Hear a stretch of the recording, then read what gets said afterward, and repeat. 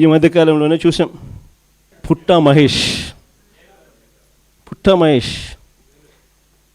Drugs సేవిస్తూ,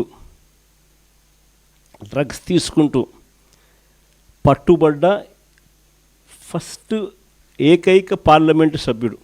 ఇంతవరకు parliament సభ్యుల చరిత్రలో ఈ మాదిరిగా డ్రగ్స్ తీసుకుంటూ, ఈ మాదిరిగా బుక్ అయిన వ్యక్తి పార్లమెంటు చరిత్రలో లేడు. ఫస్ట్ సభ్యుడు. అది ఇక్కడితో మొదలు కాల. ఆశ్చర్యం ఏమిటో తెలుసా? అది చంద్రబాబు నాయుడు గారి ఆయన అనుసరించే వైఖరి నుంచి మొదలవుంది. మహేష్తో మొదలై పుట్టా మహేష్తో ఆగిపోలా. దీనికి ముందు ఎన్నెన్ని జరిగినాయి, ఎలా జరిగినాయి, చంద్రబాబు నాయుడు గారు వ్యవహరించిన తీరు ఎలా ఉంది, యాక్షన్ తీసుకోవాల్సిన సమయంలో ఆయన యాక్షన్ తీసుకుంటున్నాడా, ఒక పాలకుడు ఒక నాయకుడుకు ఉండాల్సిన గుణాలు చంద్రబాబు నాయుడులో ఉన్నాయా అని ఒక్కసారి వెనక్కి తిరిగి చూస్తే ప్రతి అడుగులోనూ కూడా మనకు కనిపించేది ఏమిటి అని అంటే, చంద్రబాబు నాయుడు గారిలో ఈ గుణాలు ఎక్కడా కూడా కనిపించలేదు. కాబట్టే విచ్చలవిడిగా జరుగుతూ ఉన్నాయి ఇవన్నీ కూడా. మన కళ్ళ ఎదుటనే రైల్వే కోడూరు ఎమ్మెల్యే ఆరవ శ్రీధర్ అత్యాచారం చేశారని, ఆపై మోసం చేశారని బాధితురాలు నేరుగా స్వయంగా చంద్రబాబు నాయుడు గారికి ఫిర్యాదు చేస్తే ఈయన ఏం చేశాడు? కమిటీ అంట. No action. ఆయన పార్టీకి చెందిన మరో ఎమ్మెల్యే, సత్యవీడు ఎమ్మెల్యే కోనేటి ఆదిమూలం ఒక మహిళ మీద దారుణమైన లైంగిక దాడికి పాల్పడితే ఈయనేం చేశాడు? పంచాయతీ చేసినాడు. No action. కేజీబీవీ మహిళా ప్రిన్సిపల్ మీద వేధింపులకు పాల్పడ్డ ఆముదాల వలస టీడీపీ ఎమ్మెల్యే కూనా రవికుమార్ మీద ఏం యాక్షన్ తీసుకున్నాడు? No action. మహిళలకు అశ్లీలంగా వీడియో కాల్స్ చేసిన గుంటూరు ఈస్ట్ ఎమ్మెల్యే నజీర్ అహ్మద్ మీద ఏం యాక్షన్ తీసుకున్నాడు? ఆ వీడియోలు వైరల్ అవుతూ ఉన్నాయి, కంటికి కనపడతా ఉన్నాయి. ఎమ్మెల్యే చేస్తూ ఉన్నాడు, ముఖ్యమంత్రిగా నువ్వు ఉండవు, నీ పార్టీకి చెందిన నీ ఎమ్మెల్యే ఈ మాదిరిగా చేస్తూ ఉన్నాడు, నువ్వేం చేస్తూ ఉన్నావు? No action.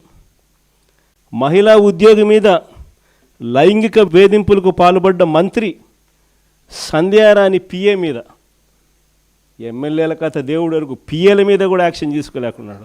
ఇంకా మీ అందరికీ కూడా తెలిసిందే, ప్రస్తుత టీటీడీ చైర్మన్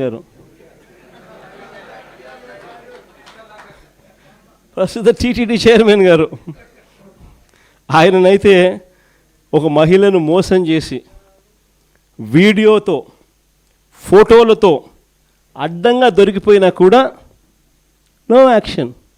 కొద్ది రోజుల కింద ఈ పుట్టా మహేష్ ఇన్సిడెంట్ కన్నా ఇంకా కొద్ది రోజుల ముందు ఆదినారాయణ రెడ్డి అని ఇంకొక ఎమ్మెల్యే, ఆదినారాయణ రెడ్డి కొడుకు ఇదే డ్రగ్స్ తీసుకుంటూ తాను కూడా హైదరాబాదులో పట్టుబడితే ఏం జరిగింది?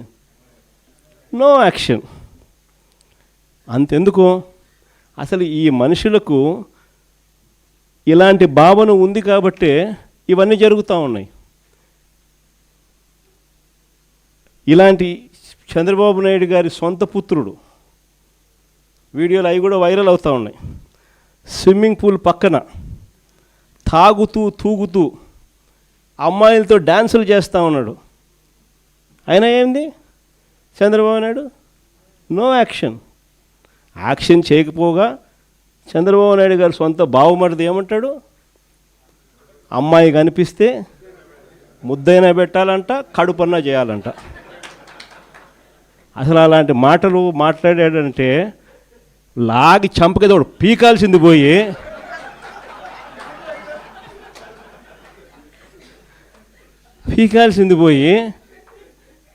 హహహహ నవ్వుతారు.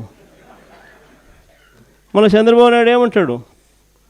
ఆయన కూడా ఆయన మనస్తత్వం ఆయన ఏమంటాడు? యాక్షన్ తీసుకోవాల్సిన చోట నేను చిన్నప్పుడు ఇంతకన్నా బాగా చేసిన అంటాడు. అసలు ఇక్కడి నుంచి మొదలవుతుంది. వీళ్ళకి ఎందుకు ఈ మాదిరిగా జరుగుతూ ఉంది పరిపాలన, ఎందుకు ఈ మాదిరిగా సాగుతూ ఉంది పరిపాలన, ఎందుకు అక్క చెల్లెమ్మలకు భద్రత లేని పరిస్థితి రాష్ట్రంలో ఉంది, ఎందుకు విచ్చలవిడిగా డ్రగ్స్ దగ్గర నుంచి లిక్కర్ మాఫియా వరకు ఈ రకంగా ఎందుకు రాష్ట్రం అంతా కూడా అతలాకుతలం అవుతూ ఉందనంటే కారణం మైండ్ సెట్. వీళ్ళ మైండ్ సెట్లు ప్రజలకు మంచి చేయాలని కాదు, మంచి చేయాలన్న మైండ్ సెట్ ఉన్నోడు ఎవడు కూడా స్కూళ్ళల్లో గవర్నమెంట్ బడుల్లో ఇంగ్లీష్ మీడియం తీసేయడు. మంచి మైండ్ సెట్ ఎవడన్నా ఉన్నోడు ఎవడు కూడా 8వ తరగతి పిల్లలకు ట్యాబులు ఇచ్చే కార్యక్రమం ఆపేయడు. మంచి మైండ్ సెట్ ఉన్నోడు ఎవడైనా కూడా నాడు నేడు పనులు ఆపేయడు. మంచి మైండ్ సెట్ ఉన్నోడు ఎవడైనా కూడా పిల్లలకు 3వ తరగతి నుంచి టోఫుల్ చెప్పే కార్యక్రమానికి ఎవడు ఆపేయడు. 3వ తరగతి నుంచి సబ్జెక్ట్ టీచర్లు పెట్టి పిల్లలకు మంచిగా చదివించాలి, గొప్పగా చదివించాలన్న ఆలోచనను తీసేయడు. వీళ్ళ మైండ్ సెట్ సరిగ్గా లేదు కాబట్టి ఇవన్నీ కూడా ఆగిపోయాయి. వీళ్ళ మైండ్ సెట్ సరిగ్గా లేదు కాబట్టి రైతులకు ఈరోజు ఏ ఒక్కరికి కూడా గిట్టుబాటు ధరలు రాని పరిస్థితి. ఇలా మైండ్ సెట్ సరిగ్గా లేదు కాబట్టి ఈరోజు రైతులకు ఉచిత పంటల బీమా లేకపోయినా కూడా కనీసం ఇవ్వకుండా ఎగరగొడుతూ పట్టించుకోకుండా వదిలేసిన పరిస్థితులు. రైతులకు పెట్టుబడి సహాయం అందడం లేదు, ఏ పంటకు గిట్టుబాటు ధరలు రావడం లేదు, ఉచిత పంటల బీమా ఎగరగొట్టేశాడు, ఇన్పుట్ సబ్సిడీ ఇవ్వాల్సింది ఇవ్వడంలా, అయినా ఏమాత్రం కూడా చీమ కొట్టినట్టు కూడా లేదు. పేదలకు ఉచితంగా వైద్యం అందడం లేదు, ఆరోగ్యశ్రీ గాలికి ఎగిరిపోయింది. నెట్వర్క్ హాస్పిటల్ మేము చెయ్యము వైద్యము పేదవాడికి అని చెప్పి బోర్డులు తిప్పేస్తున్నారు. 3,150 కోట్ల రూపాయలు వాళ్ళకు బాకీలు ఉన్నాయి, అయినా పట్టించుకునే పరిస్థితి లేదు. ఎందుకంటే వీళ్ళ మైండ్ సెట్ పేదవానికి మంచి చేయడం కోసం కాదు, ఆడవాళ్ళకు మంచి చేయాలని కాదు, చివరికి అక్క చెల్లెమ్మలకు 0 వడ్డీ కూడా ఎగరగొట్టిన ఏకైక నాయకుడు ఎవడన్నా ఉన్నాడు అని అంటే ఇక చంద్రబాబు నాయుడు. సూపర్ 6, సూపర్ 7 కదా దేవుడు ఎరుగు. మన ప్రభుత్వంలో ఇస్తూ ఉన్న పథకాలు అసలు ఆలోచన చేస్తేనే ఆ పథకాలు చేయూత కనపడ్డంలా, ఆసరా కనపడ్డంలా, 0 వడ్డీ కనపడ్డంలా, కాపు నేస్తం కనపడ్డంలా, ఈబీసీ నేస్తం కనపడ్డంలా, జగనన్న తోడు కనపడ్డంలా, జగనన్న చేదోడు కనపడ్డంలా, నేతన్న నేస్తం కనపడ్డంలా, వాహన మిత్ర కనపడ్డంలా. ఇల్లు కూడా సైతం మనం చివరికి 31 లక్ష ఇళ్ళ పట్టాలు ఇచ్చి 21 లక్ష ఇళ్ళు శాంక్షన్ చేయించి 10 లక్షల ఇళ్ళు పూర్తి చేసి మిగిలిన ఇళ్ళన్నీ కూడా వివిధ దశల్లో తీసుకొని వచ్చి వేగంగా నడుపుతా ఉన్న ఇల్లు కూడా కన్స్ట్రక్షన్ కూడా ఆగిపోయిన పరిస్థితి.